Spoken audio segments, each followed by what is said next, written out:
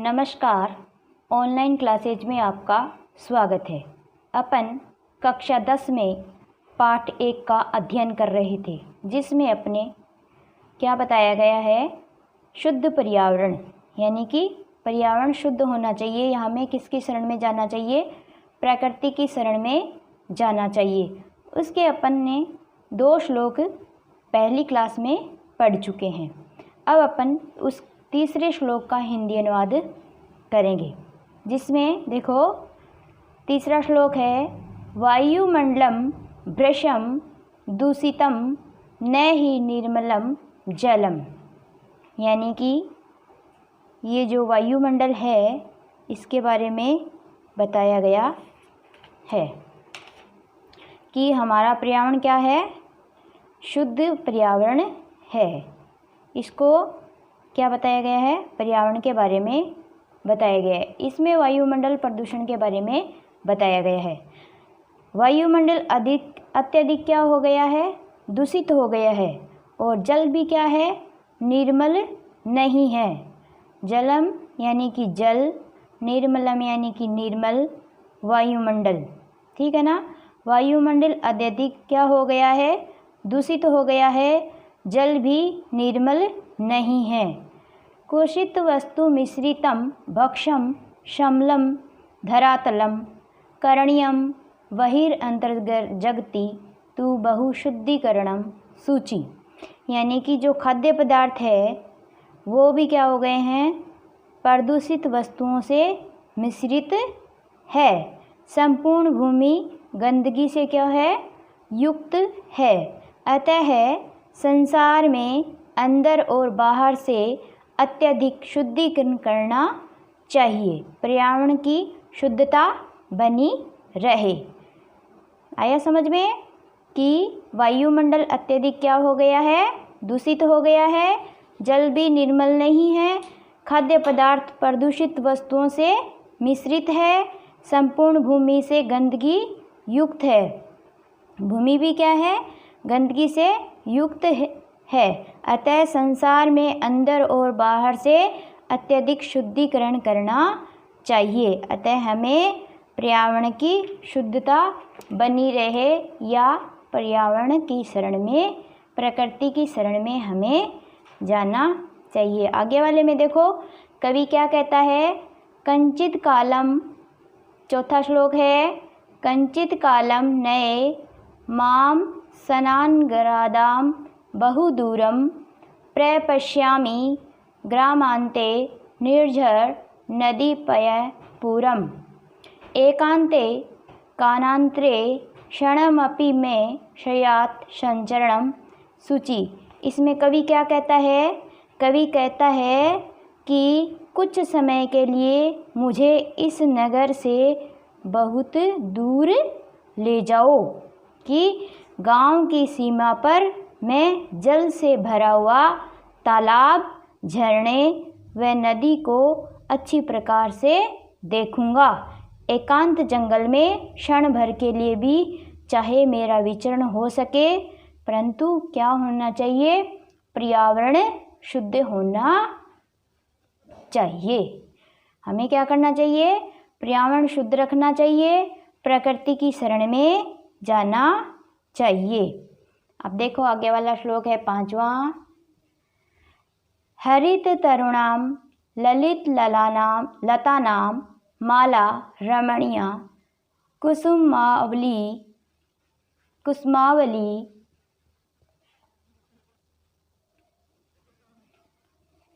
समीर चालिता श्यान में वर्णिया नवमालिका रसालम मिलिता रुचिरम संगमनम सूची।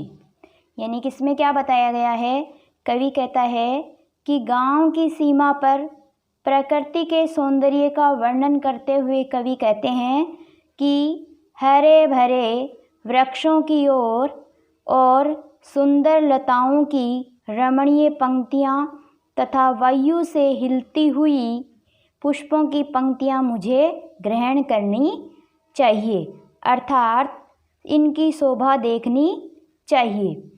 आम्र मंजरी आम के साथ मिल गई है, उनका मिलन भी क्या लग रहा है मुझे, बहुत सुंदर लग रहा है।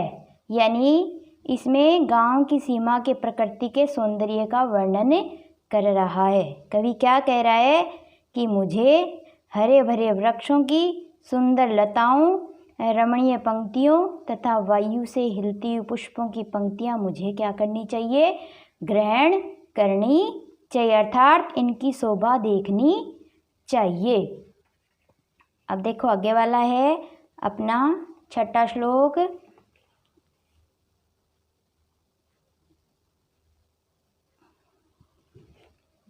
ऐ चल बंधो खगकुल कर्णव गुंजित वन देशम पुरकलरव संभ्रतिजनभ्यो नेभ्यो धृत सुख संदेशम चाकचिक्जालम नो कुर्या जीवतम धर्म शरणम।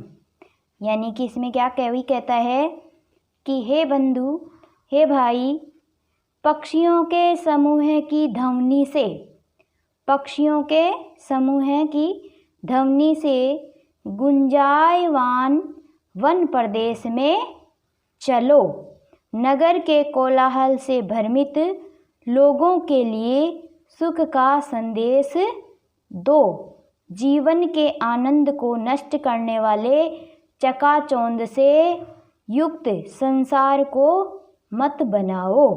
यानी कवि क्या कहता है कि पक्षियों के समूह की ध्वनि से गुंजायन जो वन प्रदेश है ना, वहाँ पे चलो और नगर के कोलाहल से भ्रमित लोगों के लिए सुख का संदेश दो, जीवन के आनंद को नष्ट करने वाले चकाचौंध से युक्त संसार को मत बनाओ। इनके आपको शब्दों के अर्थ है ना, मैं अभी एक साथ बाद में बता दूंगी, ठीक है ना। पहले अपन इनके श्लोकों के अर्थ कर लेते हैं। प्रस्थले लता तरुलुनाम नो भवन्तु पिष्टा पाषाणी सभ्यता निसर्गे शयान समाविष्टा मानवाय जीवनम कामये नो जीवनम मरणम शुचि। इसमें कवि क्या कहता है, मानव कल्याण का और प्रकृति की पवित्रता की कामना करता हुआ कहता है कि लता, वृक्ष और झाड़ी पत्थरों के नीचे दबे हुए नहीं होने चाहिए। यानी कि जो लता है, वृक्ष है, झाड़ी है, ये आदि क्या नहीं होने चाहिए, पत्थरों के नीचे दबे हुए नहीं होने चाहिए। मैं मानव के लिए जीवन की क्या करता हूँ, कामना करता हूँ। किस लिए, पथरीली सभ्यता प्रकृति में समाविष्ट नहीं होनी चाहिए। जो हमारी सभ्यता है यह प्रकृति में पथरीली सभ्यता हमारी प्रकृति में समाविष्ट नहीं होनी चाहिए। मैं मानव के लिए यह जीवन की कामना करता हूँ कि जीवन के नष्ट होने की नहीं, अतः हमारा पर्यावरण क्या रहे, शुद्ध बना रहे। इस पाठ में अपने को पर्यावरण के शुद्धि के बारे में बताया गया था और बताया गया है कि हमें क्या करना चाहिए, प्रकृति की शरण में जाना चाहिए। अब देखो मैं इसके आपको शब्दों के अर्थ बता देती हूँ ताकि आपको इनके ध्यान में रहे। एक एक शब्द का अर्थ मैं बता देती हूँ आपको। देखो अभी बता देती हूँ, इसमें लिखा हुआ है, आप एक बार एक एक करके आप एक एक शब्दों के अर्थ क्या करोगे, ध्यान से देखोगे, ठीक है ना। अभी बता देती हूँ, एक सेकेंड। देखो, दुर्वहम, दुर्वहम का अर्थ होता है दुष्कर्म। क्या अर्थ होता है, दुष्कर्म, यानी कि कठिन होना, कठिन होना, दुर्भर होना। जीवनम का अर्थ होता है जीवन। अनिशम का अर्थ होता है दिन रात। निशम का अर्थ क्या होता है, दिन रात। कालायश चक्रम, कालायश चक्रम यानी कि लोहे का चक्र। क्या बताया गया है, लोहे का चक्र। सोशियत, सोशियत यानी सुखाते हुए, सोशियत का अर्थ है सुखाते हुए। तनु यानी कि शरीर, तनु यानी शरीर। पेशयद यानी कि पीसते हुए। पेशयद का अर्थ क्या है? पीसते हुए। वक्रम यानी कि टेढ़ा। जो अपन ने पहला और दूसरा जो श्लोक किए थे ना, उनके शब्दों के अर्थ ये हैं पहले हैं, ठीक है ना। दुर्दांते, दुर्दांते यानी कि भयानक, भयानक। दसने यानी कि एक अर्थ इसका दंते है। जब अपन संस्कृत व्याख्या करते हैं तो एक अर्थ दंते बनता है दसने का, दूसरा हिंदी अर्थ बनता है इसका दांतों से। अमुना, अमुना का अर्थ होता है अनेन, अनेन यानी कि इस से। जनघर्षणम, जनघर्षणम यानी जन यानी क्या होते हैं? लोग, मानव। घर्षणम यानी कि विनाश होना, मानव का विनाश या मानव विनाश।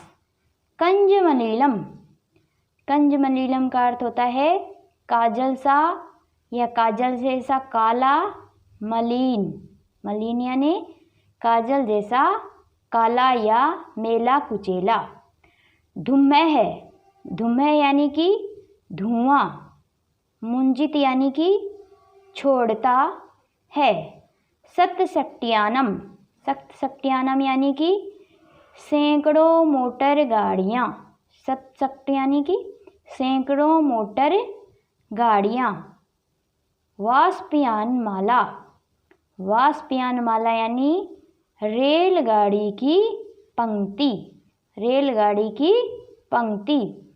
वितरंती, वितरंती यानी कि वितरण करना, देना, ददाती यानी कि देती हुई। ध्वानम, ध्वानम यानी कि कोलाहल। संसरणम, संसरणम यानी चलना। भृशम, भृशम यानी अत्यधिक, अत्यधिक यानी अत्यधिक होना।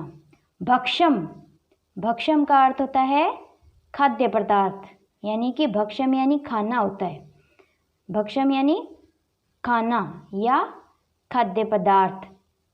समलम, समलम यानी कि मलयुक्त या गंदगी से युक्त। आगे देखो, अभी आधे मैंने आपको बता दिए हैं, अभी और आगे बता देती हूँ। जो मैंने आपको श्लोक का हिंदी अनुवाद करवा दिया है, आप इनमें से इन शब्दों के अर्थ याद करोगे पहले, उसके बाद में आप इन श्लोकों को पढ़ोगे, उसके बाद ही इसका हिंदी अनुवाद सुनोगे तो आपको क्या हो जाएगा? याद हो जाएगा। ग्रामांते यानी कि ग्रामस्य सीमायाम, गांव की सीमा पर, गांव की सीमा पर। पयपूरम, पयपूरम यानी जल से भरा हुआ तालाब। पयपूरम यानी कि एक अर्थ होता है इसका जलाशय, दूसरा इसका अर्थ होता है जल से भरा हुआ तालाब।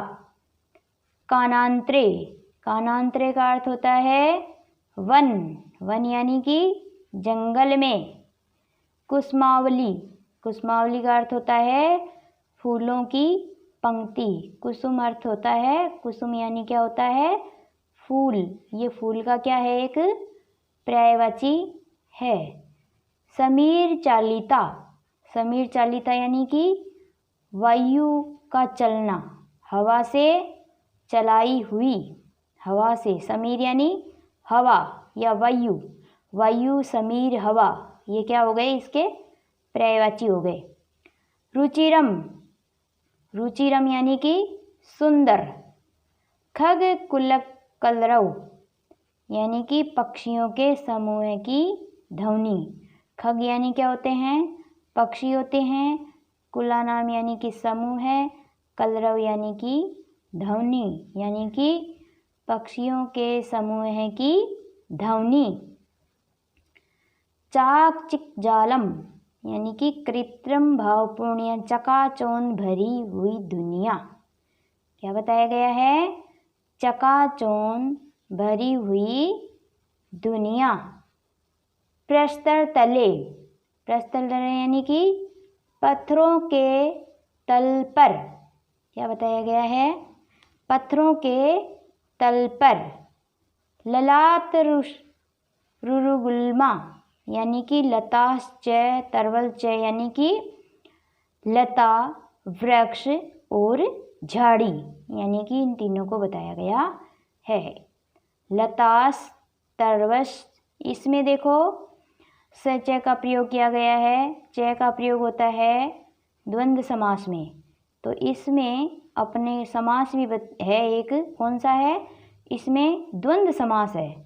लता तुरगुल्मा, ये तो हो गया समास, और जब इसका समास विग्रह करेंगे तो बनेगा लताश्च तरवश्च गुलामस च, यानी च का प्रयोग होता है, च यानी और होता है, इसमें दो शब्द बराबर के होते हैं, उसमें द्वंद्व समास का प्रयोग किया जाता है।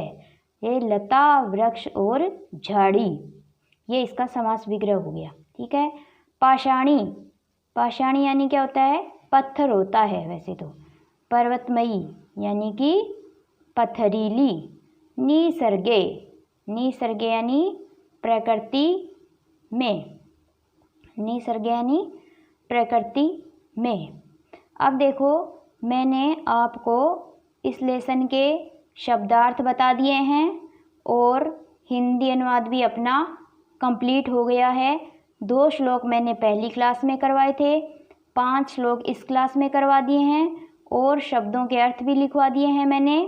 तो आप ऐसा करना, पहले शब्दों के अर्थ याद करना, उसके बाद में इसका हिंदी अनुवाद सभी बच्चे इसको ध्यानपूर्वक पढ़ेंगे।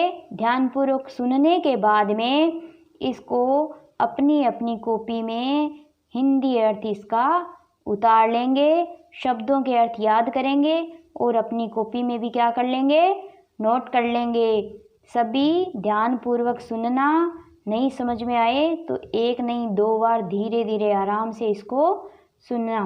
आशा करती हूँ आप सबको ये लेसन का हिंदी अनुवाद समझ में आया होगा। नमस्कार।